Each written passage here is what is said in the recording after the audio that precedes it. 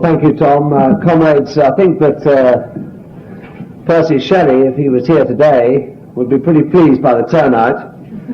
Got a series of meetings in this series, and I think it's true to say, I'm quite confident it's true to say, and one of the reasons why we took this hall was that the meeting which would get the biggest amount of people, in spite of all the important subjects that have been discussed in this series, would be the meeting about a poet that died about 170 years ago. And that might appear to be very remarkable. Why have we got a big socialist meeting on Shelley? Because after all, I imagine, for many of you, and certainly for many of the people that aren't here, Shelley is just another of those poets that is taught to us in the schools. You have to learn a lot of rather twee stuff about skylarks and clouds and west winds, and we have to learn it by heart and say it properly to the teacher.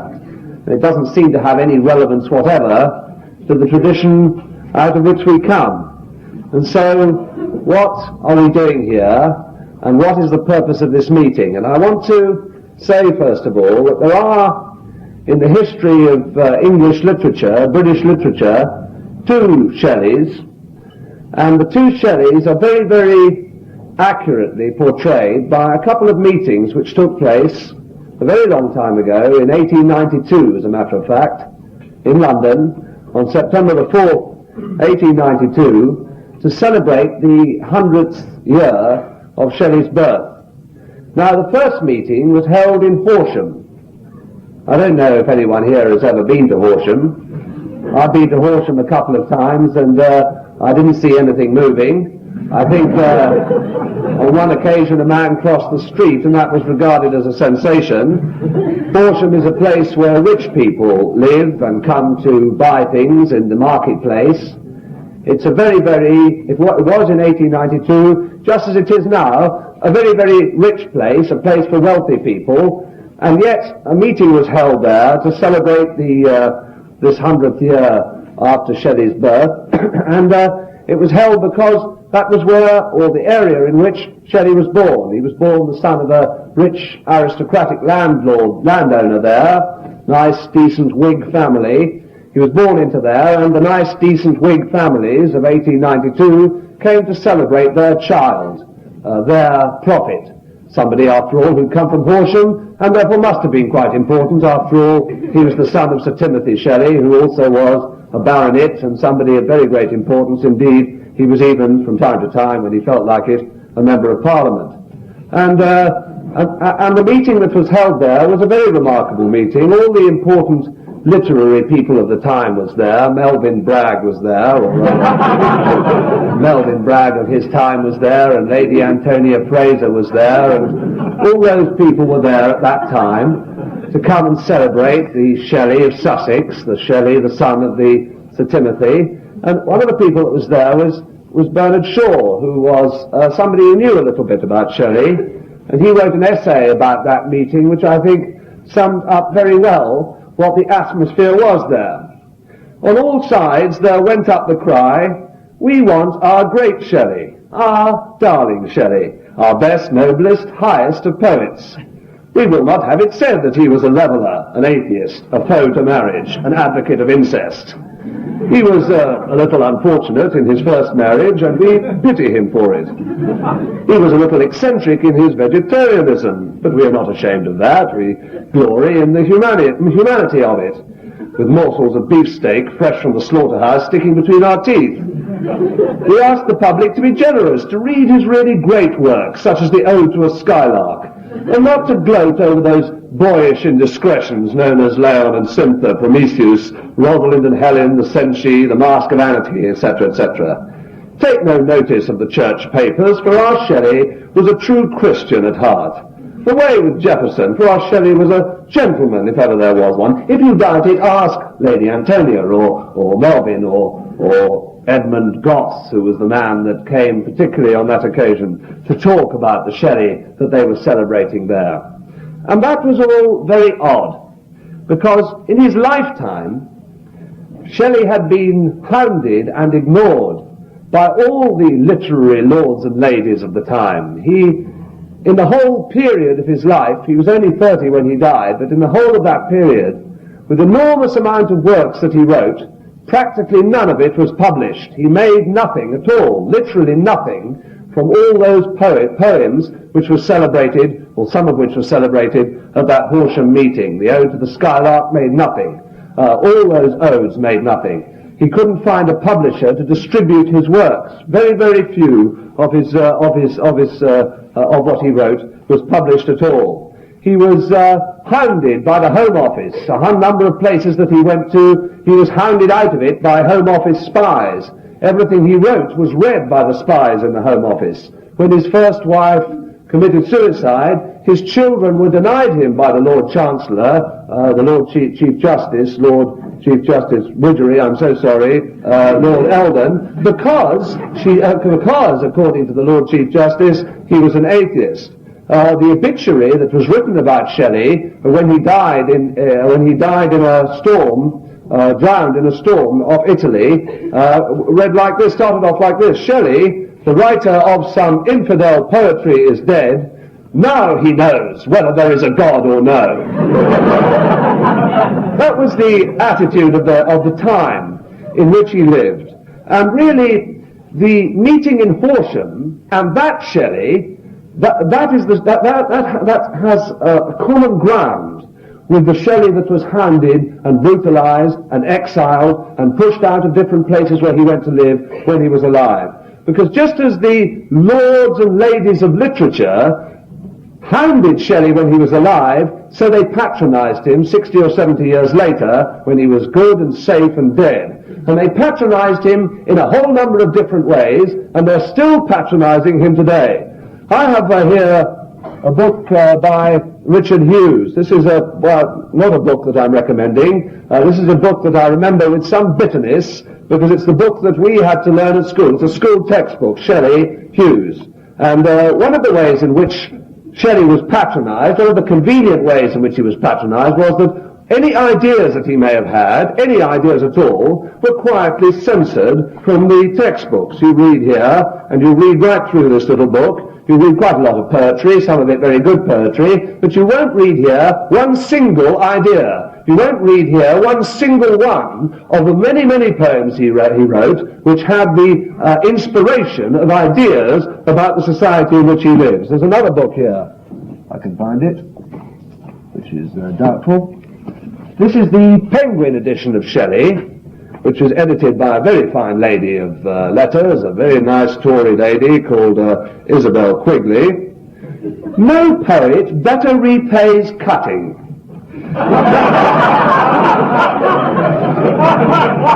No great poet was ever less worth reading in his entirety, and she is set to work with the shears and the scissors. You look through here, you can't find any ideas. All the poems in which he had idea, a poem which he wrote, very long poem, called The Revolt of Islam, which was a poem about revolution and what revolution is about. There's about 7 or 8 stanzas of that. Queen Mab, which is one of the greatest revolutionary poems ever written in the English language, has here 3 or 4, right at the beginning, 3 or 4 lyrical stanzas, with none of the ideas which went into the poem are in that whatever. Here is the non-such edition, very beautiful book, very beautiful, very expensive, which you can buy, second-hand bookshops, Shelley. That's a very big fat book, you'll see, more than 1,000 pages, very, very nice rice paper, edited by Professor A.S.M. Glover, who is a professor of literature somewhere or other. I hope he's still alive, and I hope he is here tonight, because he can hear what I have to say. Peter Bell and Oedipus are mainly of interest as proofs that a great lyric poet may fail lamentably outside his own proper field, especially in work of a genre that requires a sense of humour. I don't know when Professor Glover last laughed, believed to be 30 or 40 years ago. Perhaps he had a laugh, but he doesn't have a word to say about some of the funniest poems ever written in the language. Peter Bell and Oedipus, wonderful satire about the people that were in charge of society at that time. Not a single word appears there. The work about Shelley, which is perhaps the most famous textbook written on the subject, which is a work by Edward Dowden, Professor of Literature at Cambridge, needless to say. This is a book all the way through. It says that Shelley is a wonderful person, a saint. Really, Shelley was a saint, and one of the reasons why he was a saint was that we can ignore his ideas. This book, he's referring to Queen Mab, may be regarded as the last development of that contentious, argumentative side of Shelley's nature, which found expression at an earlier time in the letters addressed by him under feigned names to eminent champions of orthodoxy. That sort of patronage.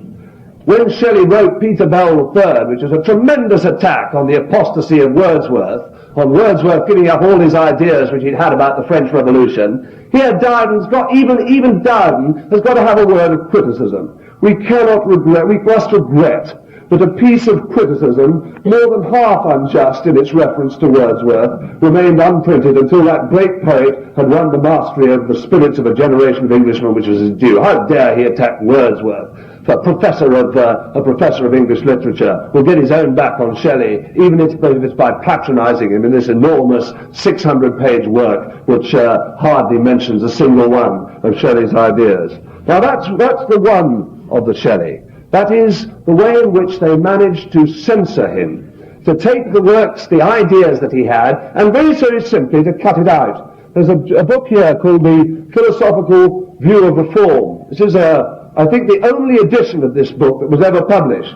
If you look inside, you'll see the date is 1920, which was 100 years after it was written. It's a tremendous polemical pamphlet about the political situation at the time, calling for revolt in all different ways, right through the society. Yet it was censored, and not only censored during his life, but when Mary Shelley tried to publish it in the collected works of Shelley, after Shelley was dead, she was told by her father-in-law that she couldn't have any money for the children if he published works of this kind, and therefore for 100 years this work remained unpublished, censored. There's an introduction to the poem Hellas. It's all about Greece. All the stuff about Greece is in, except there's a paragraph in there that's about Britain, and how the situation in Greece reflects what's going on in Britain, and the need for revolutionary inspiration that was going on in Greece to reflect itself in Britain. That paragraph, just that one rather nasty little paragraph, was cut out for 96 years after it was published, just simply censored. And therefore you see all the way through the history of Shelley, that Shelley that was patronized by convention, by the lords and ladies of literature, all through that period, that Shelley was censored. If you go to University College, Oxford, and I'm not recommending that anyone should do that, and if by any chance you should want to go and play football at the University College, Oxford, you've got to walk down an alley, and if you go down an alley, you'll pass an enormous, huge, tomb-like operation with a really disgusting, white, naked statue of Shelley borne up by the angels of the sea and sea lions, all held up there in this wonderful emblazoned tomb. And there they're fantastically proud. You see a little notice on the side, Shelley was at University College, Oxford in 1811, and he's one of the great alumni of our college, one of the people that we look back with pride. What it doesn't say is that he wasn't very long at University College, Oxford. He was there for 1 term and a half. Halfway through the second term, he was expelled for writing the first ever published document in English which attacked religion. The Necessity of Atheism. He wrote The Necessity of Atheism, distributed around Oxford, sent it to the master of the college, sent it to the local bishop, sent it to a few people of that kind. We'd like your views on this. I've thought about the problem. I've come to the view that there is no God. What do you think? I'd like to have a little debate about it. Called up the master's college, asked if he'd written it, immediately expelled. No reference to that in University College, Oxford. If you go up to a Don, an old Don, one who was alive in 1811, most of them were, and you say to them, excuse me a moment, what about the Shelley that was expelled? They say, oh, was he expelled? I didn't know that. I'm sorry, we'll have to put that right. But still you can buy postcards at University College, Oxford, which have this wonderful statue on it. Now that is the one Shelley, the tradition that's been passed down through the ages. passed down through the textbooks, particularly in schools and universities. The Shelley that has now been scrubbed off the A-level syllabus, but when he was on the A-level syllabus, brought to the A-level syllabus by books by Richard Hughes, Isabel Quigley, Glover, and all the rest of those people, introducing him as someone who was an entirely neutered lyrical poet. Occasionally, I read this about him, occasionally disturbed by a recurring pain in his side. That really is the explanation for these argumentative problems. And then an unfortunate homosexual experience when a boy. That's really it, isn't it?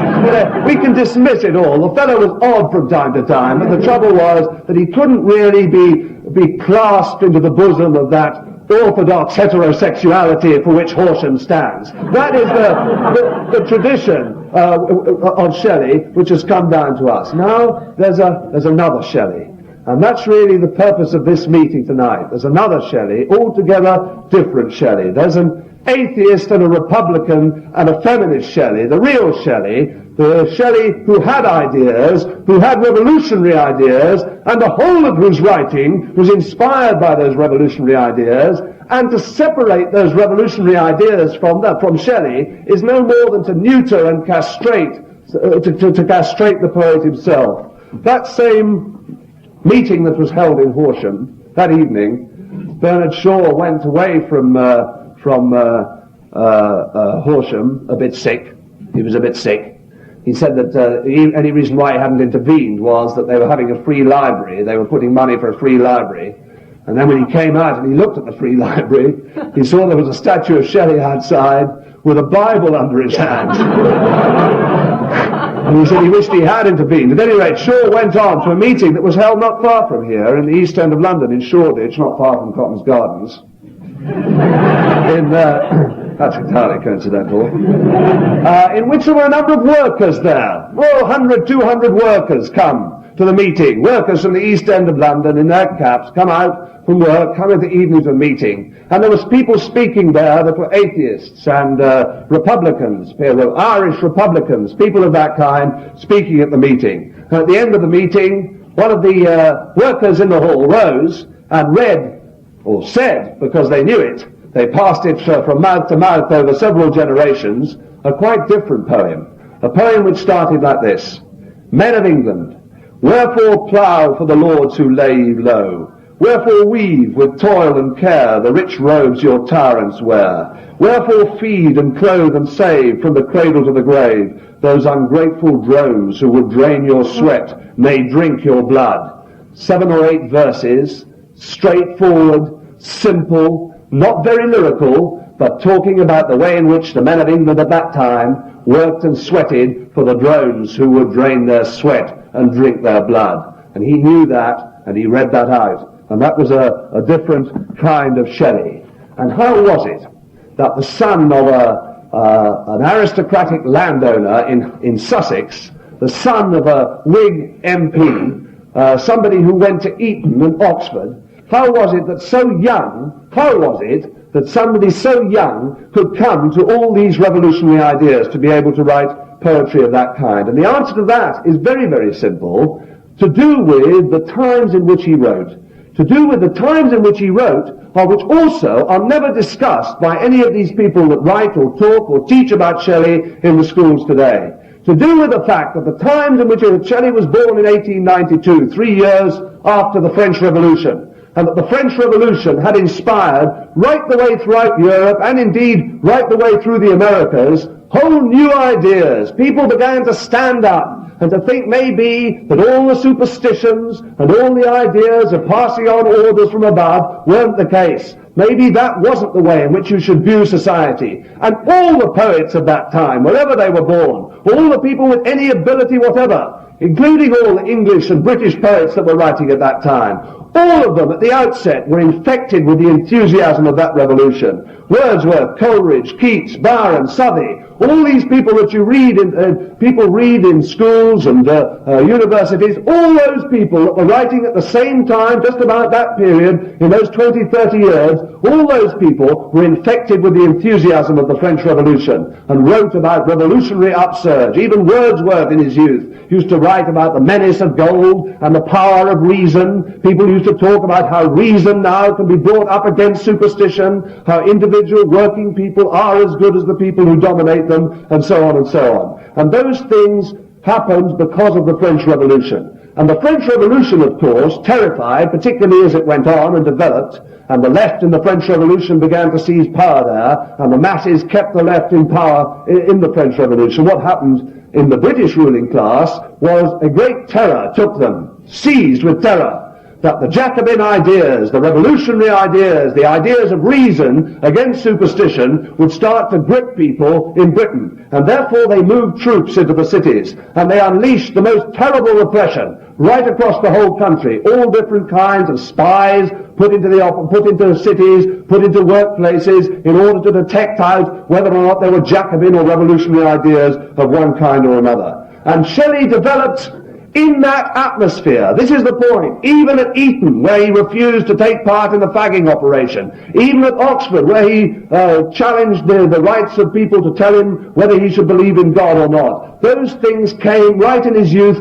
because of the French Revolution. And what comes out of all his poetry, the first thing that comes out of all his poetry, is that deep, intense hatred and contempt for authority, for people who put themselves in authority without any responsibility to the people over whom they put themselves in responsibility, in authority. A contempt for everyone who says that they are masters of other people, not because those people have chosen them, but either through some superstition or most of all through wealth. The whole of his poetry is that. The Queen Mab, which is the poem that he wrote when he was 18, wrote between the ages of 18 and 19. The whole of that poem bursts with rage and fury at all the drones, the people who operated, the liars of the society, the sycophants, the parasites, the people who were in charge. You can't help but read it. I can't read these things out to you in full. I'd like one day to have a meeting of about 8 or 9 hours in which all these things can be read out in full. The whole purpose of this meeting is to get you to go back and get hold of a Queen Mab and read particularly the central cantos. It's the story of a young woman asleep and a fairy coming from above, a great spirit, coming and taking her and letting her look upon the world. They're taking her right up into the stratosphere and looking now down upon the world and seeing all the things that go on, all the kings and priests and statesmen and all the pomp and parasites that operate there. It really bursts out. The whole of his poetry bursts out with that rage all the way through his life. Couldn't stand that idea of that authority. There is the greatest poem of all, the Mask of Anarchy, the poem that he wrote about the massacre in Peterloo in 1819, when trade unionists meeting in the fields outside Manchester were mown down by the yeomanry at the orders of the local magistracy. And Shelley wrote there, really he wrote about the Tory government that was operating at that time, about Castlereagh, the Foreign Secretary, about Sidmouth, the Home Secretary, about Eldon, the Lord Chancellor. He wrote about these people in language which is so furious and so simple that it comes all the way down through the ages. I met Murder on the way. He had a mask like Castlereagh. Very smooth he looked, yet grim. 7 bloodhounds followed him. All were fat, and well they might be in admirable plight. For 1 by 1 and 2 by 2 he tossed them human hearts to chew, which from his wide cloak he drew. Next came Fraud, and he had on, like Eldon, an ermine gown. His big tears, for he wept well, turned to millstones when they fell, and the little children who round his feet played to and fro, thinking every tear a gem, had their brains knocked out by them. Clothed with a Bible as with light and the shadows of the night, like Sidmouth next, hypocrisy on a crocodile rode by. And many more destructions played in this ghastly masquerade, all disguised, even to the eyes, like bishops, lawyers, peers and spies. He hated the whole damn lot of them, every single one of them that fell into any one of those categories or any other categories which are parasitical in one way or another upon the working people. He loathed and hated them, and the whole of his poetry reeks with that hatred. But the other point is this, that it wasn't just a hatred of authority. It was an understanding of the reasons for that authority, of the central cause of that authority. He wrote in the introduction to a pamphlet, perhaps I should say, in 1815, I think it was, there was what's known, 1817, sorry, the Derbyshire Trials. Those of you that read the great book by Edward Thompson, The Making of the English Working Class, will get there a very clear outline of the trials that took place of those Derbyshire workers. Thompson describes it as the first real sign in Britain of proletarian insurrection, Derbyshire workers which came together to react, to fight against the oppression that was landed on them by the government. And they took 3 as a result of the spying system, Oliver the Spy, the story of Oliver the Spy. They took 3 of them and hanged them. And on the day that they hanged them, Princess Charlotte from the court died. And the whole world, the Woman magazine, Woman's Own, Woman's Journal, all these papers, organs of influence among the bourgeoisie at the time, wept tremendous tears for Princess Charlotte. And Shelley wrote an essay, a really magnificent essay, comparing the death of Princess Charlotte on the one hand and the death of the Derbyshire insurrectionists on the other. And in the introduction to that, you get, this is just an example of it, because it comes all the way through his poetry and all the way through his writings, an understanding of what the cause is for that authority, what the central cause of that authority and that tyranny was. The labourer, he that tills the ground and manufactures cloth, is the man who has to provide out of what he would bring home to his wife and children for the luxuries and comforts of those whose claims are represented by an annuity of 44 millions a year levied upon the English nation. Before, he supported the army and the pensioners and the royal family and the landholders. Many and various are the mischiefs flowing from oppression, but this is the representative of them all, namely that one man is forced to labour for another, in a degree not only necessary to the support of the subsisting distinctions among mankind, but so as by the excess of the injustice to endanger the very foundations of all that is valuable in social order, and to provoke that anarchy which is at once the enemy of freedom and the child and the chastiser of misrule. He saw it all the way through Queen Mab, all the way through the Mask of Anarchy, all the way through the Revolt of Islam, all the way through those poems, these introductions, the great pamphlets and prose writings that he wrote. All the way through is the exploitation. The fact that man feeds on man. The fact that it's not just authority over, but authority takes its sustenance from the exploitation, from the wealth that is robbed from one section to the other. And again, I wish I could read all the different examples in which he demonstrates how that is the central cause of the operation, how that it is the exploitation. The other thing that's different between Shelley and a whole number of other people that operated at that time, and a whole number of other people that operate today, who understand about authority and who understand about the needs and the cause of the authority, the exploitation, is that he wanted to do something about it. He got a lot of his inspiration from a man called William Godwin, who was a writer of considerable note, who wrote a book called Political Justice, which in many ways was quite a revolutionary work. It talked about equality, it talked about the exploitation that was going on in the society. But the point about why wasn't Godwin prosecuted? That's one of the questions that was asked, because anyone that was challenging authority at that time, almost everyone, was prosecuted. Godwin wasn't prosecuted for a very simple reason, that the Prime Minister Pitt, when it was put to him that Godwin should be prosecuted, asked how much political justice was. And he was told that it was 6 guineas. And when he was told that it was 6 guineas, he said there's no point in prosecuting, because nobody who matters, from our point of view, is going to read it. In other words, it was a bourgeois work, a work written for the bourgeoisie, not directed to any other operation at all. And when Shelley was in Ireland, protesting and trying to get association of people in Ireland to protest against a British oppression in Ireland, he and Godwin had a correspondence which most of all underlines what the difference between them was. Godwin said, you must explain these ideas,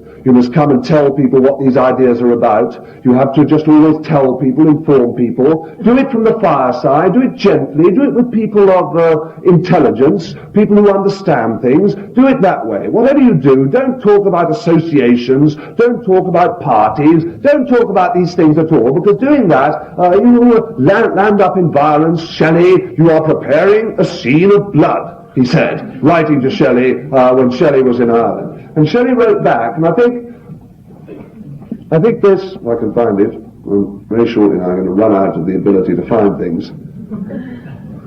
Shelley wrote back this: I certainly believe, will truth alone convert the world, without generous advocates of the truth united to press its claims upon an unheeding generation? It is nearly 20 years since Political Justice was first published. What has followed? Have men ceased to fight? Have vice and misery vanished from the earth? Have the fireside communications which it recommends taken place? I think of the last 20 years with impatient skepticism as to the progress which the human mind has made during this period. I will own that I am eager that something should be done. That also is central to his ideas. In the Queen Mab he writes this, and he writes, I think, directly to Godwin. You can get it out of that inspiration of that kind of reference when he makes about the fireside communications. You see what he means. The man of ease, who by his warm fireside to deeds of charitable intercourse and bare fulfillment of the common laws of decency and prejudice confines the struggling nature of his human heart, is duped by their cold sophistry. He sheds a passing tear, perchance, upon the wreck of earthly peace, when near his dwelling's door the frightful waves are driven, when his son is murdered by the tyrant, or religion drives his wife raving mad. But the poor man, whose life is misery and fear and care, whom the morn wakens but to fruitless toil, whoever hears his famished offspring scream, whom their pale mother's uncomplaining gaze forever meets, and the proud rich man's eye flashing command, and the heart-breaking scene of thousands like himself, he little heeds the rhetoric of tyranny. His hate is quenchless as his wrongs. He laughs to scorn the vain and bitter mockery of words, feeling the horror of the tyrant's deeds, and unrestrained but by the arm of power that knows and dreads his enmity. He could see there clearly the difference between the reformism, exactly the reformism, of Godwin sitting there by the fireside, churning out the 6-guinea works which people could discuss at fashionable soirees, and what the hatred, the anger, the unquenchable fury of working people who had nothing to beat them down save the power of the ruling forces at that time. He understood not only the exploitation, but he understood the need to do something about it, and he also understood that the will to do something about it can only really come in the end from the people who are most oppressed. And then he came, and all his poetry came, not just to the problem of exploitation and the problem of tyranny and the problem of how you have to do something about that tyranny, but he applied himself all the time, and perhaps all the way through this, of course, there are lessons for us, all the way through, he applied himself to the ideas which underpinned the tyranny. He could see, just as we can see, that the tyranny that exists in the society doesn't sustain itself by proclaiming itself. It doesn't say, we are profiteers, we are exploiters, we are speculators, we love to speculate from the masses. What you have to do, you masses, is to agree to be speculated by us, and profiteered, and lynched, and robbed by us, and looted. Well, looters, you're the looted, and really, let's carry on like that. That's a very fair form of society. That's not how society sustains itself at all. That's not how authority sustains itself. It sustains itself with a whole number of different ideas, which it imposes through its media, through the people who write and talk for authority, imposes those ideas, gets those ideas current within the people that it's trying to oppress, and thereby finds oppression much easier. And Shelley took a number of these ideas and dealt with them all the way through his poetry. First of them, perhaps, was the idea of God, the idea of religion. Perhaps not quite so central now to us in terms of holding people back from tyranny. But then, absolutely fundamental. As I say, the very first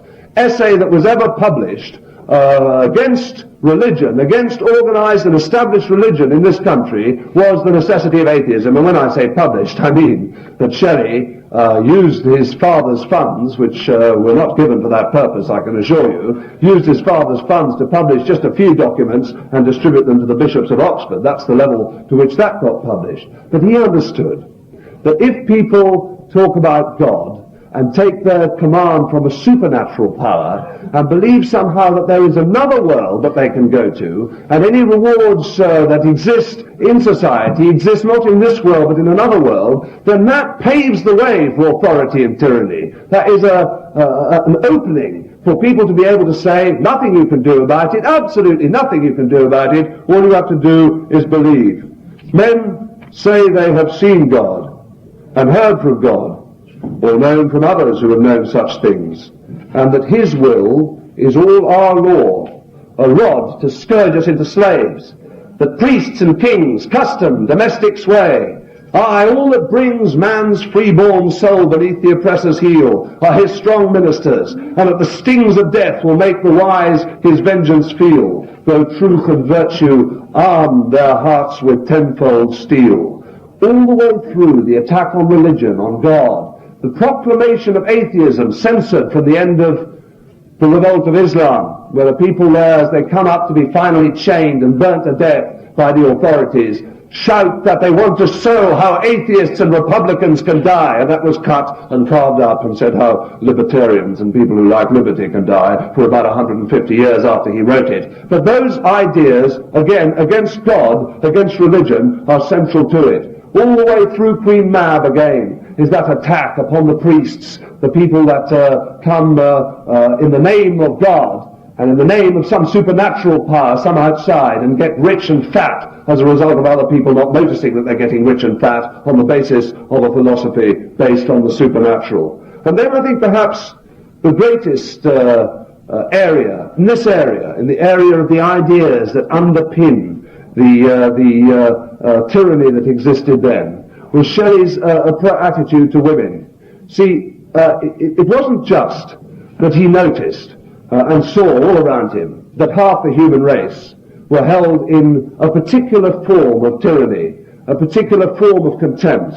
It wasn't just that he could see what was the result of that kind of domestic tyranny, not only in the upper circles of society, but all the way through the society. Not just that he wrote these very, very famous lines, "Can man be free if woman be a slave? Chain one who lives and breathes this boundless air to the corruption of a closed grave. Can they whose mates are beasts, condemned to bear scorn heavier far than toil or anguish, dare to trample their oppressors? In their home among their babes, thou knowest a curse would wear the shape of woman. Hoary crime would come behind, and fraud rebuild religion's tottering dome." Not just that he saw that the women were oppressed in the society, that the women were oppressed in the home. It's not just that he saw the monstrosity of that. It's not even just that he saw that there was no prospect whatever of any kind of revolutionary upsurge if men left women behind, like in the 1848 rebellions in Paris, where the men deliberately locked the women up and told them they couldn't come out on the demonstrations and the battles that took place there, because in some way or other that would demean the nature of the revolution. It wasn't just that he saw the absurdity of that, which was to happen 30 or 40 years after he wrote all this stuff about women, but that he saw that what happened when women did activate themselves and did start to take control of their lives and did start to hit back against oppression, what happened then was that again and again they seized the leadership of the forces that were in revolution. You see that all through Shelley's poetry, all his great revolutionary poems, the main agitators, the people that do most of the revolutionary work, most of the revolutionary speeches are women. Queen Mab herself, the Asia in Prometheus, Iona in Swallowfoot, Simtha, the most important of all, Simtha in the revolt of Islam. All these women, throughout his poetry, were the leaders of the revolution, the main agitators, the people that went all the time. The person who says that thing there, can man be free if woman be a slave, is Simtha in the revolt of Islam, taken by the sailors captive, and then going and speaking to the sailors who held her captive and calling on them to free her and the other prisoners and join with the revolution. This need not be. Ye can arise and will that gold should lose its power and thrones its glory. And that comes from a woman. And he understood this as we had better understand, and we better understand it fast, because it's a prejudice that goes perhaps deeper than any other prejudice that exists in the society today. We better understand that point, that when the women start to take control, it's not just a question of understanding oppression, paying lip service to the oppression, but the possibility there not only of taking part, of sharing in the revolutionary upheavals, but actually of leading it. That, I think, is one of the most inspiring parts of Shelley's poetry. And it follows from that when these people talk, the Horshams, the lords and ladies of literature throughout the ages of Shelley, the Rossetti circle in the 1880s, or perhaps one or two people might object to my being a bit cynical about that, sitting and reading their Shelley over the fireside, about how Shelley was concerned with love. A wonderful thing, love, particularly for Victorian gentlemen. It was a thing, a relationship between men and women which was founded upon prettiness and obsequiousness and fawning, and looking after your man and seeing that he has all the things that he needs and living your life through your man. That was really what love meant to the people that read Shelley to themselves in the 1880s and 1890s. They could pick out the pieces, little bits of love poetry, and Shelley was pretty guilty of it, you know. They castigate it as love poetry. What are all these kisses worth if thou kiss not me? And they used to read this to one another, and really it was no more than just seductive poetry of the worst kind, if you want to know. But they used to read it and say, yes, Shelley was very interested in love. He was interested in that kind of love. He was interested in, and people wooing, young men wooing their young women in high society at that time always used to have a little copy of Shelley's love poems, suitably censored, which they would perhaps read in the moonlight to one another in a romantic kind of way. And because, of course, he did write marvellous love poetry, not just that kind of dribble that I just quoted, but a whole number of very, very marvellous love poetries, including some of the descriptions of the sex act, which in my view are some of the greatest ever written. They used to read these kind of things to each other and titivate themselves and propose after the right kind of poetry had been said to one another. All that kind of thing. This is the most intolerable thing of all, because the one thing that he did stand for more than anything else, and he did write a great deal about the relationship between men and women, and not only the relationship between men and women, but the relationship between men and women and men and women and children, and the relationship between human beings in general. The one thing that he understood perhaps more than anything and drove home more than anything is that what is central to any real love, any real affection, any real respect between human beings is the lack of constraint. All the way through. That runs all the way through his poetry.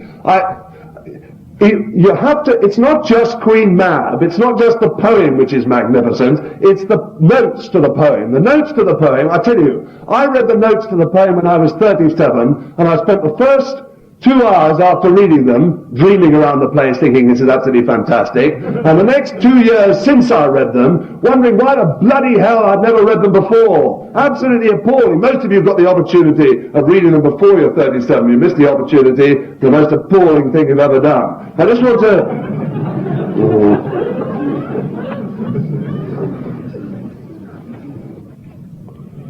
The present system of constraint does no more in the majority of instances than make hypocrites or open enemies. Persons of delicacy and virtue, unhappily united to one whom they find it impossible to love, spend the loveliest season of their life in unproductive efforts to appear otherwise than they are. for the sake of the feelings of their partner or the welfare of their mutual offspring. Those of less generosity and refinement openly avow their disappointment and linger out the remnant of that union, which only death can dissolve in a state of incurable bickering and hostility. The early education of their children takes its colour from the squabbles of the parents. They are immersed in a systematic school of ill humour, violence and falsehood. Had they been suffered to part at the moment when indifference rendered their union irksome, they would have been spared many years of misery. They would have connected themselves more suitably, and would have found that happiness in the society of more congenial partners, which is forever denied them by the despotism of marriage. They would have been separately useful and happy members of society, who, whilst united, were miserable and rendered misanthropical by misery. The conviction that wedlock is indissoluble holds out the strongest of all temptations to the perverse. They indulge without restraint in acrimony and all little tyrannies of domestic life when they know that their victim is without appeal. If this connection were put on a rational basis, each would be assured, and habitual ill temper would terminate in separation and would check this vicious and dangerous propensity. I can't tell you what kind of subversion that was when it was written. I can't tell you the utter horror that ran through the minds of the people who wrote in the New Statesmen and the Spectators and the Couriers and all the people of that time when they read that kind of thing. They felt the whole foundation of the miserable potentates which they were making themselves in their domestic world was being undermined by that kind of writing. All the way through, there's 3 or 4 pages of it, talking about the indissolubility, the constraints, the economic constraints, the domestic constraints that exist in society and therefore trap love, make it impossible for any kind of real relationship between human beings of any description to exist whatever, because of the constraints which existed upon it. And of all the insults which are put out against Shelley over all these years, there is none to touch that one, that love is, that he wrote about love as though it fitted with the Victorian idea of love, the idea that comes out of a society which depends upon potentates at the top and potentates all the way through, little despots and dictators all the way down from top to bottom. That idea, it cannot exist, no relationship exists in that society, and nothing comes clearer from Shelley's poetry and his prose than that. And I just say this, just in case anyone thinks at any stage that I'm doing a Dowden on Shelley, that I think that he was a saint or a marvelous creature, that he himself in his own life, or for that matter even in his writings, was blameless. Nothing could be further from the truth. That little bit of dribble and doggerel that I quoted earlier about the kisses and the seduction, that runs through not only a lot of his poetry, but also through a lot of his life. And I think from time to time the fellow was prepared to help himself. He wasn't prepared to, easy enough to say the answer is separation, but the problem is, do both want to be separated? That often is the problem, and he didn't always apply his mind to that in the terms of the equality of people in which he spoke. And therefore I think that when you look at his life and the way he lived his life, there is none of the perfection and the stringency really of the ideas, or there's some of it, but not certainly doesn't live up to it. But the point really is this, that the poetry and the writing, the things that he believed in, were there as a guide and a marker as to how people should determine their lives and how people could determine their lives if society wasn't founded on restraint right the way through the society, all those different economic restraints and domestic constraints that exist.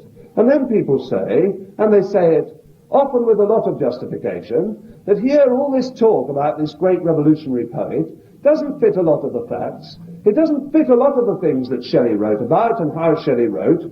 There were many, many aspects of Shelley's writing which appear to us to be quite crudely reformist, revisionist, if you want to use that kind of language, or even elitist, if you want to use that kind of language. That there's a whole number of things that he wrote which indicate a rather different kind of language to the language that I'm describing here. Can I find it? That is the main question. In the notes to the Prometheus, the notes about the Prometheus, he wrote, truth is I can't find it, but what he wrote about there was that he wanted to write, he wrote in this thing, he said he's interested in reform and change, and he wants to change the society, and he wants to write for an educated and intelligent group of people so that they can understand it. There's a whole lot of his writing which talks about the dangers of the mob, the dangers of doing things too fast. This pamphlet that I mentioned earlier, The Philosophical View of Reform, or there's another one very similar to it, which he wrote in 1817, called A Proposal for Putting Reform to the Vote, as a matter of fact comes out against universal suffrage, against a thing which many reformers, and many reformers much less revolutionary in my idea than Shelley was, were of course advocating at that time. Comes out against universal suffrage on the grounds, and he says it, that we don't want to move too fast, we can't be quite sure about the mob, what the mob will do. They're not educated people, they're not intelligent or sensitive people, and they might make nonsense of universal suffrage, and therefore we ought to be careful about it. And it's no good talking about Shelley in an idealistic or utopian manner, hagiography, writing about the man as though everything that he said absolutely fitted into the what would have been the proper SWP line at the time. It doesn't, and a lot of things go right against the kind of things that I've been talking to.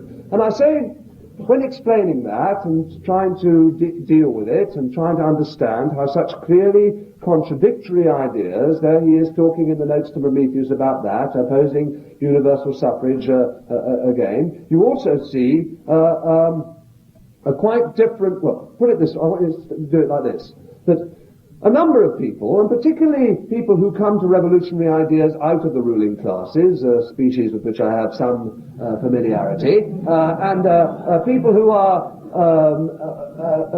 come out of there and come to the ideas, particularly as Shelley was all his life, or most of his life, very much isolated from the working people about whom he wrote and for whom he felt, and for whom he wanted to change the world, or he wanted the world to be changed, or whom he wanted to change the world, whichever way you want to look at it. There is a feeling among some people, such people, according to the degree to which they're isolated from those people that they want to change the world, there is a feeling of fear of the mob. I don't know, there may be one or two people here that have not read a novel by George Eliot called Felix Holt. Now, that's rather like some people have boils, and some people have piles, and that's very unfortunate. Some people haven't read Felix Holt, and that's very unfortunate. The only thing is, you can put that right, you know, you can read it, and then you don't have to tell anyone that you haven't read it before, you know, you can read it and then pretend you read it 10 years ago, as most of you should have done, because that's a marvellous novel, a wonderful, radical novel, Felix Holt the Radical. It's about a man who is perhaps the nicest man ever written about in the whole of literature. You can't help reading Felix Holt without feeling a fantastic affection towards him. He was lovely. Everybody loved him. He wanted to change the world. He wanted to be with the workers. He didn't like all the hypocrisy of the society. He was wonderful. But there was one thing about him, which was also one thing about George Eliot, and that was this fear of the mob. Uncertainty of unleashing the mob. Uncertainty, just like Shelley is in that pamphlet there. Uncertainty about universal suffrage. Debates with his father-in-law about universal suffrage. His father-in-law being a Methodist minister, being in favour of universal suffrage, and Felix Holt the Radical not being too sure because of the mob and all the rest of it. And therefore you see, for instance, the nightmare, what's the traditional nightmare of the bourgeois novelist or poet, or for that matter, the average Labour MP, or anyone you want to think about, is the mob in action. You see in Felix Holt, suddenly he's sitting there thinking about his ideas, and they say, oh, there's an election, there's a riot. Oh my God, there's a riot. And he leaps on to keep the people in check, to talk to them about what they have to do. Some other people are stampeding, going down, demanding, picketing, kicking Clive Jenkins in the balls, all that kind of thing, shouting down Albert Booth. All these things are happening, and he's saying, for God's sake, watch it, don't do it. The mob, you know, you can't do this. And he's standing there, and here come the yeomanry, shoot him because they think he's the leader, and shoot him through the shoulder. That's the terror of everyone, every bourgeois radical. That's the dream that they have. They wake up sweating in the night. All the Labour MPs, all the reformers, they wake up, my God, if we unleash the mob by what we're doing, Shelley, you're preparing a scene of blood. Remember what Godwin said? Perhaps that's what's going to happen. The mob, we've got to watch out for the mob. The mob aren't intelligent. They haven't come to the ideas. All those prejudices sunk into the ruling class mind, that sensitive, intelligent ruling class mind that doesn't go along with his class ideology, but then comes to some other ideology, some kind of reforming or radical ideology, and finds he's worried about what he unleashes. There, people read Felix Holt, a whole blow, 40 years, Nice, radical, bourgeois people read George Eliot, read Felix Holt, and they heard, the nightmare of that mob, that election riot, being shot through the shoulder, and then put in prison, by the way, for leading the riot in the first place. That's what happened. And that is in Shelley, some of Shelley. People aren't perfect, and they don't have ideas which are pure, and there's some part of him all the time forging its way out here and there in some of his poems. You know, there's a thing in The Mask of Anarchy where he says the answer is to fold your arms when the yeomanry come next time. He's talking to the people that have been mown down at Peterloo, you know, people that have been, women and children murdered at Peterloo, and he says, next time, fold your arms resolutely, thinking of the laws of England, the good old laws of England. Stand there and talk about the law of England and all of them, and just stand there and let them mow you down, and then maybe it'll be all right. Whatever you do, don't unleash yourself. There's that part of him, and then of course there's another part of him. There's the other part of him, the part of him that I've talked about already. The part of him that says, yes, you've got to get them. You've got to move and get them. And there's the two part of him constantly coming out. He wrote a whole series of letters to a woman called Elizabeth Hitchener when he was a young man, and he had this long correspondence with. I'll just read out one section of it, but this is just typical of how you see the other side to that side, that reformist, if you like, that slow, that worrying side about the mob. There was another side to him as well. They may feed and may riot and may sin to the last moment. The groans of the wretched may pass unheeded till the latest moment of this infamous revelry, till the storm burst upon them, and the oppressed take ruinous vengeance on their oppressors. Ruinous vengeance? What the hell is that? That's Felix Holt down to the laugh. That's exactly what he's saying he shouldn't do in all the other writings. In the book Swellfoot the Tyrant, wonderful poem, you know, Swellfoot the Tyrant, also sneered at by all these people. Oh my God, watch out for that. You know, it's not very funny anyway. Not very funny, you know. I don't think this is very funny, really. What he has there is a lot of pigs who are the people, the pigs all snorting away and doing everything that they're told, and then suddenly the pigs turn into people, and all the oppressors, all the priests and parasites and speculators and industrialists and people of that kind, commercialists, turn into pigs. The pigs turn into people, and the parasites turn into pigs. And then he has a fantastic scene at the end of the poem, which he says, hey, drive them out, pierce them down, put them down. You know, all this talk, he says, oh, you must never take people's lives, and you must never really you must watch out, you mustn't be retributionist, you mustn't seek for revenge. Yeah, but absolutely goes completely over the score there. He goes ultra left in his attitude to what they should do there. When the pigs get up, drive them out, pin them down, stick them in the back, anything, get them. He really sees the fury when he's activated, really by the fury of what's going on around him. You have a quite different attitude to it. And really, the Prometheus Unbound, you see, it comes to a climax, this division, this contrast between the way in which he thought about revolutions and oppressions and the mob. All these things come to a climax, the contradiction comes to a climax when he writes the Prometheus Unbound. Now that's a very difficult poem to read. I had lots of people come up to me since we had the meeting at Skegness last year and so on, and they'd say, well, I tried to read this Prometheus Unbound, very difficult to read, and so it is, very difficult to read. But the most important thing about it, in my view, is that it brings that contradiction between his attitude to the mob to the head and forces it through to some kind of conclusion. I mean, this is the story of Prometheus. I was a Greek scholar, admit it. I was a Greek scholar at school. I was very, very good at Greek, in order to be not to be good at anything else. And I wasn't actually all that good. But at any rate, I was a Greek scholar, and we were taught about Prometheus. I don't know, it was a Greek legend. The Greek legend of Prometheus is simply this, that there was a man who dared to say that Jupiter was not to be the god of the earth. An absolutely scandal. I mean, we were really described as a really revolting, subversive figure, you know, who was treated in the way in which subversive figures ought to be treated. He defied Jupiter. He dared to invent fire. He had the idea that science might advance the cause of mankind instead of advancing the cause of Jupiter.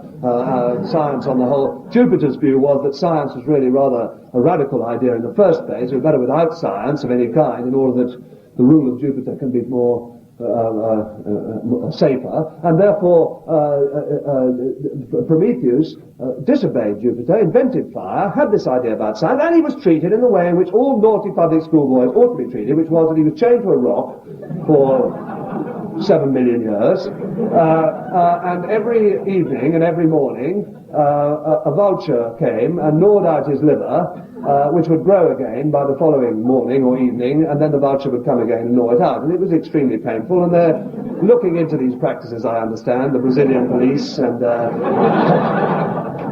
Turkish authorities in Cyprus are looking into this as a new form of dealing with recalcitrants of one kind or another. And really the whole thing was taught to us that way. That was written, as a matter of fact, by a man called Aeschylus, Prometheus Bound and the Prometheus Unbound, who did have an idea about people rebelling against authority. We were not taught that. I read the whole bloody thing in Greek and never came to that conclusion, or never even started to come to that conclusion. But at any rate, there we are. There's a man in revolt. He's in revolt against authority, and he's chained to the rock.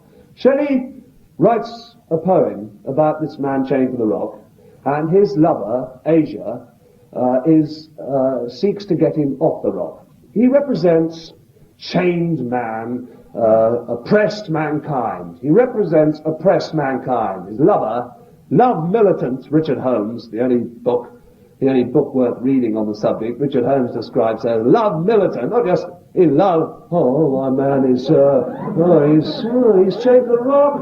Get him out of there. That's the point. How the hell do you get him out of there? What do you do to get him out of that situation? And it's very interesting the way in which they write about it, because there's another character in this play poem. It's a play poem, probably some of the most beautiful poetry ever written in the whole history of English literature. But you have there another character in it. And it's very, very interesting. This other character is something called Demogorgon. Demogorgon, you read all these books, you look him up. In fact, they don't even have him in the index most of the time. And Demogorgon, they don't really discuss it. Who is this Demogorgon? He's a spirit. He's some kind of weird thing that Asia goes to appeal to get Prometheus out. You see, her man's in trouble, and she goes in the same way that people would go to an altar or to some deity and say, "Now, can you help him?" Now, the thing is, the Greek actually does come in some assistance here, because Demogorgon, as I understand it, and as Richard Holmes understands it, and as no one else has yet understood it, Demogorgon comes from two words in Greek. Demos, that is the people, and Gorgon, the monster, the people monster. Now, where does she go to get him out? She goes to the people monster. She goes down there, Act 2, Scene 4 of Prometheus, one of the most fantastic things in the whole of literature. I've got to find this, even if it takes me half an hour to find it. I've bloody well got to find this.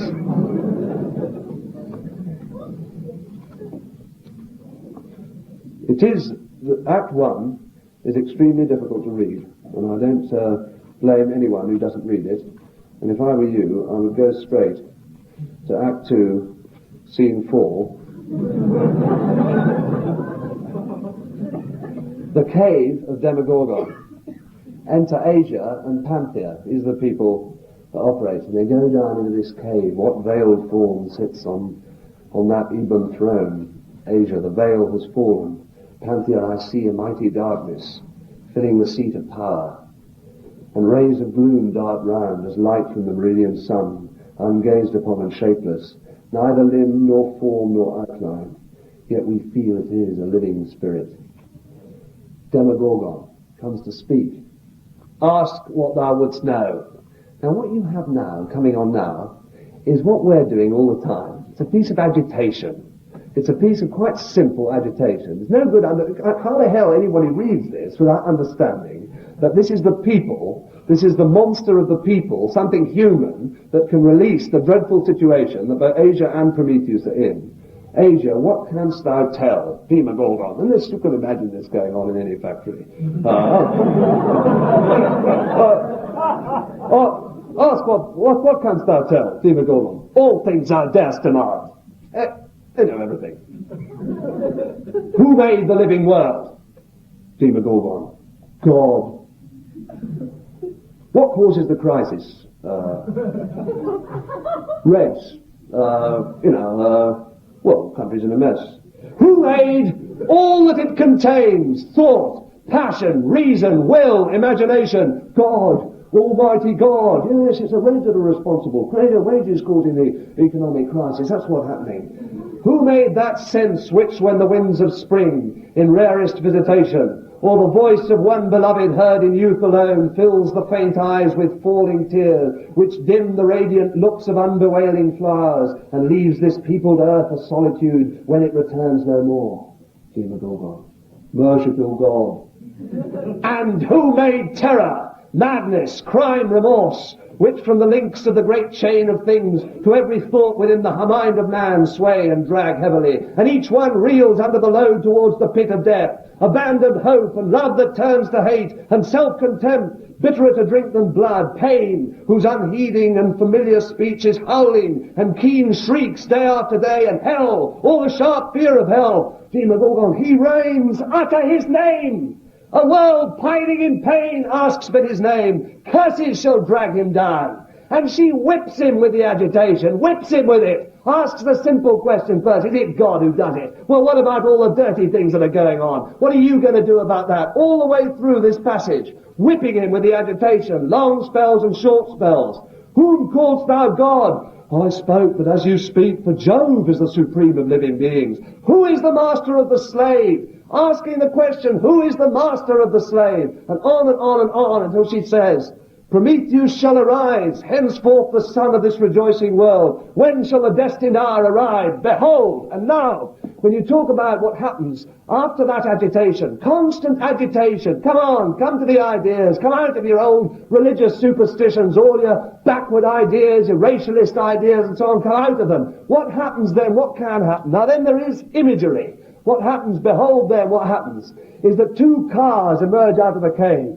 Two cars representing change, representing the powers that are going to go up to Jupiter and deal with him. In one way or another, they're going to deal with him. I'm not going to read it out. I'll leave that to you to read. What I will read is Richard Holmes's description of what those two cars mean, what they represent. And here is the synthesis, if you like, coming to grips with the problems that he had there all his life about the masses. Would the masses respond? What would happen if they did? What was the problem of the mob? All these things. There are two chariots mentioned. The one that brings Demogorgon to Jupiter is undoubtedly terrible and violent. Jupiter, authoritarian government, is to be overwhelmed by massive force, and the process in society is to be like a volcanic eruption and an earthquake which ruins cities. The etymological reading is surely relevant here. It is the eruption of Demogorgon, the people monster. Yet there is also the second chariot with its delicate, strange tracery and its gentle charioteer with dove-like eyes of hope. This is the chariot which carries Asia and Panthea back to Prometheus. And it seems to indicate that political freedom transforms man's own nature and substitutes an ethic of love for the ideology of revenge and destruction represented by Prometheus's curse. The end of Act 2 leaves both those possibilities open historically. Revolution will come, but how it will come depends on man himself. There are always two chariots. In either case, it is inevitable and it is to be celebrated. Now, we don't say that it's inevitable, but the point is this, that in either case, the synthesis there, the dialectic, if you like, of the argument about the mob, that the mob might go supersede itself, is really met in that great passage there. That really, I all say it's the greatest passage ever. They don't really understand what it's about. They don't understand what's going on in his head because they've separated the man from his ideas. They don't understand what the imagery is about. It's very beautiful, yes. You learn that off by heart, and shut up if you ask any questions. Demogorgon's very interesting. He's rather like Mary, the mother of Joseph, and so on. That's the sort of person he is, and they unleash all kinds of wonderful things. But the fact of the matter is that you do have a synthesis there, coming out of the dialectic of the argument. And the fact of the matter is you can have civil war, bloody revolution, you can have all kind of violence on the one hand when you rise up, or you can have it done if you're strong enough, if you're so powerful and forceful that you're strong enough to do it by cutting down the amount of violence. You can have it done with that gentle, wide-eyed charioteer. Either way, probably if the truth be known, it'll be a mixture of both, but either way, it is to be celebrated. Either way, it has to be supported. And the point about Shelley is this, that although there's all that literature, all those examples of writing to individuals, to elites, to people that aren't going to do the job, to people that aren't going to be able to do the job, although there is all that, there is that conclusive proof that whenever he came to test the two ideas, he came out on that side. Well, there is no evidence at all. You read, for instance, Stephen Spender.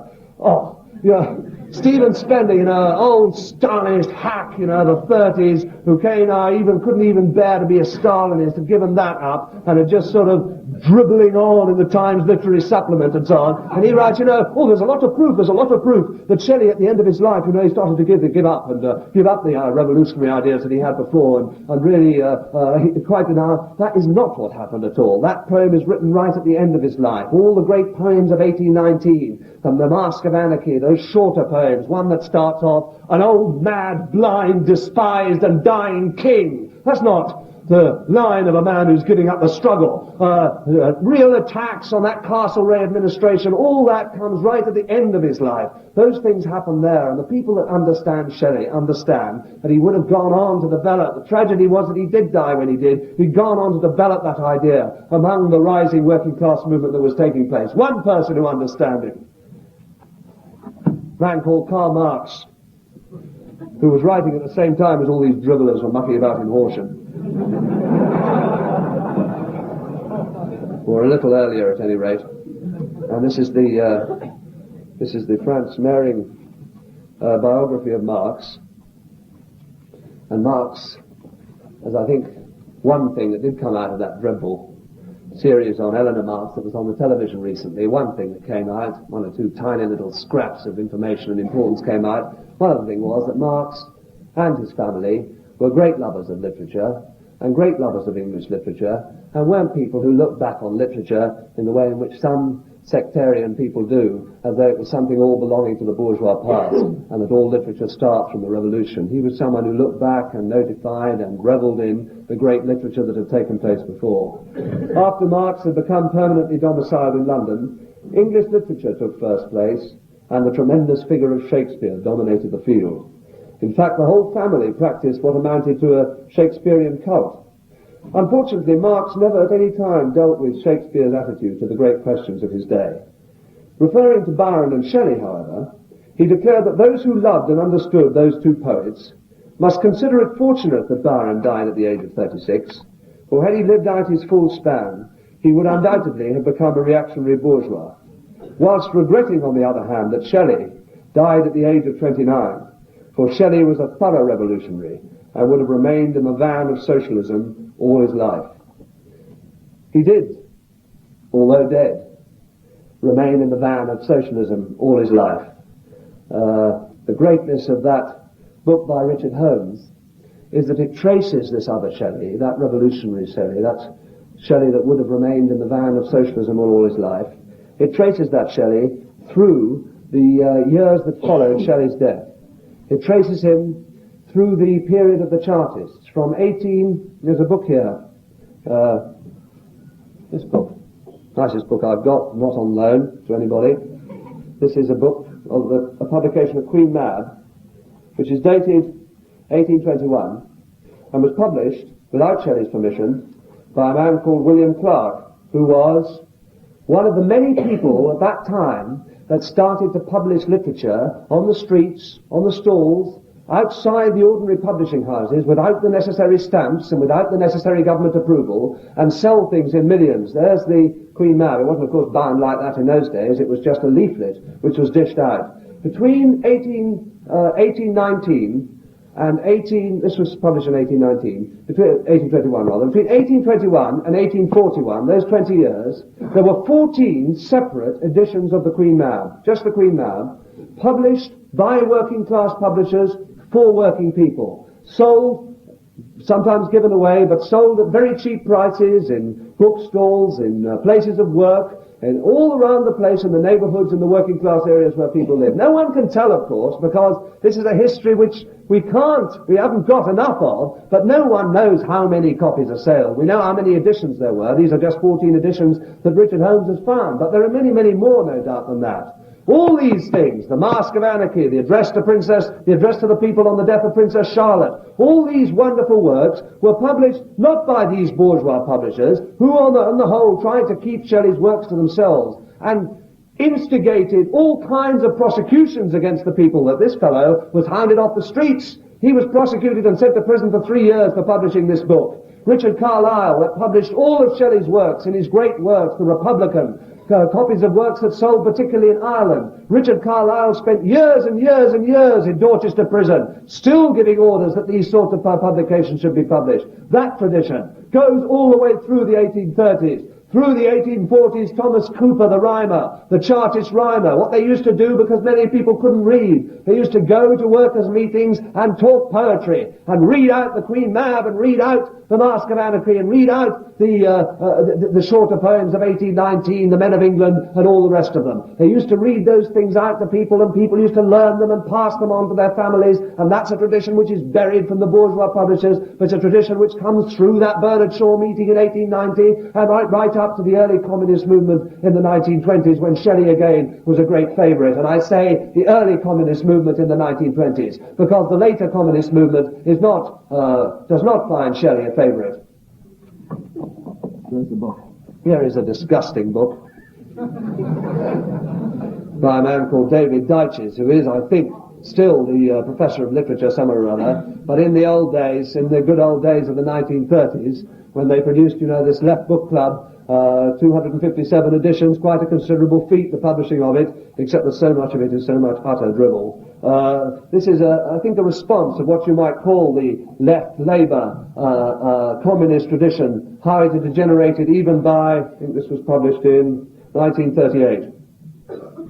In Shelley's poetry, he is continually stressing the inevitability of man's natural goodness, eventually destroying the bonds that enslave the world. He thinks chiefly of the ideal rather than of the means to its attainment. And though later socialist thinkers may look on him as a forerunner, he is in no way a political thinker in the modern sense. He had the outlook on life of a sensitive and intelligent child. He never faced the real problems of earthly existence, though on the other hand he never consciously retired into a dream world. That is why Shelley, for all his great lyrical faculty, is a poet whom we find, sooner or later, to be unsatisfying. This is a book on literature and society, and that is the passage devoted to Shelley by a tradition which had lost its lust for the activity of the human beings, of real human beings operating, lost its enthusiasm and vigor in terms of the operation of masses of people, an intellectual tradition which had cut off, if you like, from the Thomas Coopers, from all those Carlyles, all the way through to that meeting in the East End of London, which those early communists, even people like Willie Gallagher, used to go around the Clyde shouting the poems of Shelley. Now you come to that and you find, I think, I meant to bring it with me, but I lost it, a little review of Holmes's book in the Morning Star the other day, which is even more revolting than that David Dyches, because they've lost the vigour and the enthusiasm which Shelley had for the people and for the movements which the people could throw up. And that really, one moment, that really brings us, help. That really brings us to this meeting, and why we're in this meeting, and the tradition really comes down to us, I think. It comes down to us. I think it is part of a tradition of which we are part. But I think I would just like to end up by saying one or two things about that tradition and about the importance of that tradition and why it's important that we talk and read about Shelley. See, I think we, most of us here, come out of a political tradition which is part of a sectarian world, a tradition where reaching people was not our problem because no one appeared to want to be reached. A tradition in which we were isolated from the masses, and as we were isolated from the masses, so it became necessary to turn in upon one another, turn in upon other people who had come to the same revolutionary ideas, or roughly the same revolutionary ideas that we had come, and develop, therefore, a tradition of speaking and writing and a tradition of language which is very much separated from the speaking or reading of the masses. It was, we isolated ourselves and developed what I like to call a kind of internal bulletinese, a sort of language which was always worried all the time about the great hideous line who was standing above you like some massive ghost, were we right in order with the line? And if we weren't in order with the line, we better trim our language and what we said basically to what the line was going to tell us. Had we got the right way of saying the right thing so that we wouldn't get stabbed in the back by the IMG or the SLL or whatever other person who happened to be sitting around in the meeting, because there was no one real in the meeting at all. Everyone in the meeting was unreal, and therefore you had to develop a language that was unreal and a language which they only understood. We developed an absolutely disgusting line in polemical bile, just a way of denouncing people. We became very, very good at denouncing other people, always smashing them, exposing them, agents of the Pentagon. We developed a way of talking about people as though they were hostile to us. We thought that everybody else was hostile to us. We came out of a tradition which was very, very much in that area. Now the point about it is this: everybody knows that that is changing. Changing very, very fast. Changing faster than we can cope with all the time. And the point is, we have to develop a language which suits the change, because we are for moving the masses. We are for doing what Asia did to Demogorgon. And we can only do that if we develop a language which is suited to that, a language which people can understand, a language which has some bite and zest and enthusiasm in it. That's what we have to do. And that's why I think the reading of great revolutionary poets like Shelly is fundamentally important for people to understand. All kinds of images, all kinds of similes, metaphors, ways of saying things, different ways of saying things. The great masters of language, the people who knew, really understood language, could use it, really like great musicians use a piano, could use it. Those things we need to soak up. We need to really go back and soak it up, particularly when those great masters of language were in line with our politics and in line with what we would say. And then I would say there's another thing. That it isn't when we go to people, when you're talking to people, arguing with people, all the time. You see in factory situations sometimes, in places in the street where people are arguing with people, you see them arguing about, I don't know, the cuts or something like that, and they're arguing about the cuts in ways which they're immediately talking to people and understand that, and they see somebody coming up, a member of the, I don't know, a member of the Central Committee or a member of some other tendency or something of that kind, and you actually really do see people change in midstream. They're talking away and trying to talk about people's children and their lives and trying to get them to understand and being on a level with somebody and talking along that level with somebody. Suddenly, you see them snap into the old routine, bloody, ritualistic rhetoric, and you see the worker that they're talking to, that confused look of embarrassment, unease. My God, what the hell is all this about? It's nothing to do with us who have to go away, find the first excuse to go away and pay no attention to them. And these are the things that matter, the advantages that we get above all. It's difficult to read. People often say a lot of the poems are difficult to read, but the glory that you get out of reading it, the value in the language, being able to turn it round, being able to use the language and the metaphors and the similes all the time is fundamentally important. Another thing that I think very, very central to the way we've grown up, if you like, politically, is that because we were so small and because we were really isolated from the outside world, we developed a skepticism, a certain belief about the way in which people who said they were going to do things and didn't do things. All kinds of people who promised that they would do things after the election if they got elected to office.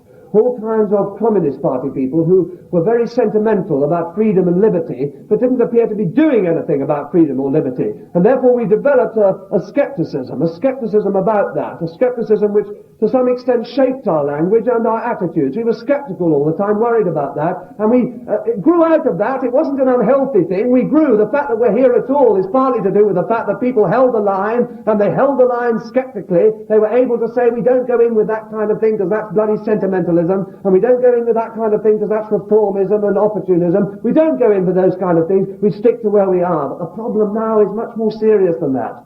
The problem is that there is a line drawn between skepticism and cynicism, and that line is an extremely narrow one. It's very, very easy for the skeptic to topple over into being a cynic. And a cynic can never be a revolutionary. Absolutely impossible to be a revolutionary for a cynic, because they don't see the possibilities. They don't believe that it's possible that working people can change their lives and change society. And therefore there's a danger all the time that we hold to the skepticism, hold, if you like, to what we believe to be the line, and don't do the task that's most important for us, which is among the working people of this country, to unlock the enthusiasms, the excitements that exist in every human being. That's what changes people round more than anything, to allow people to be enthusiastic, to have the enthusiasm and the energy for changing the society, to come away from that dreary skepticism with which we managed to keep ourselves together over a period in which we were isolated, and go into the masses with an enthusiasm, with a feeling that society can be changed, that every militant in a factory, every woman, I was in a blanket factory in Yorkshire the other day. They're talking to a woman of 59, crippled with arthritis, losing £25 a month because she was there, because there's an occupation of the factory in line, because she wants to fight to save the factory and not take her pension, which she could get £25 a month. And you sit opposite this woman and you feel there is nothing that distinguishes the two of us. Nothing. We are absolutely together in the battle. Her enthusiasm, I wanted to fight. I'm not having these bastards on my back. I'm with you. We feel that even then you feel a little bit embarrassed about saying who you are, where you come from, what paper you represent, because you feel that the tradition is cut off from that fighting tradition. And all the time we have to move those together. We have to find the ways in which their enthusiasm, I think enthusiasm is the center piece to it. All the time the enthusiasm, all the things about Shelley that really inspires people, inspires me, inspired numbers of people over 150, 160 years since he died. The thing that matters above all is the enthusiasm that the world can be changed. It's shitting all his poetry, all the stuff about the west wind. Then you come and read the stuff about the west wind when he writes about the pestilence-stricken multitudes, the leaves being blown by the wind, and he sees the leaves as all those multitudes of people stricken by pestilence. You begin to see, when you see his ideas, his enthusiasm, his love of life. He believed in life. He really felt that life was what mattered, that life could and should be better than it is, could be better and should be better and should be changed. That was the thing he believed in most of all. The thing that makes me most furious is when people say that he committed suicide, that he ran that ship into the storm on purpose. Nothing could be further than the truth. There he was in Leghorn, rushing around, arranging his plans for a political quarterly with Hunt, rushing about, seeking now to go back to Jane Williams, to go and meet somebody else. The sky was beautiful, the weather was good, he loved the boat, he loved life all the time, and all the time that he loved it, he saw the way in which it was damaging masses and masses of people around him, and saw the need to change. In the same way, as on perhaps a Sunday morning, when you're lying there in bed on a Sunday morning, no meetings, no demonstrations that Sunday morning, that's terrific. And you're lying there, and you're lying there drinking your 1 cup of coffee a week, and you're lying there thinking, well, this is great, and the sun's coming through the window, and you're bantering with the children, and you think, well, you know, life's pretty good, really. It's pretty good. Life's all right. I've got nothing really to complain about in life. I think this is pretty good. And then you pick up the bloody Sunday Times or the Observer, and you read in there about some people in Chile or in Cyprus or in some woman's body that's been broken at the hand of some torturer or executioner, and you begin to feel the rage, the fury boiling up in you. You begin to feel that fury.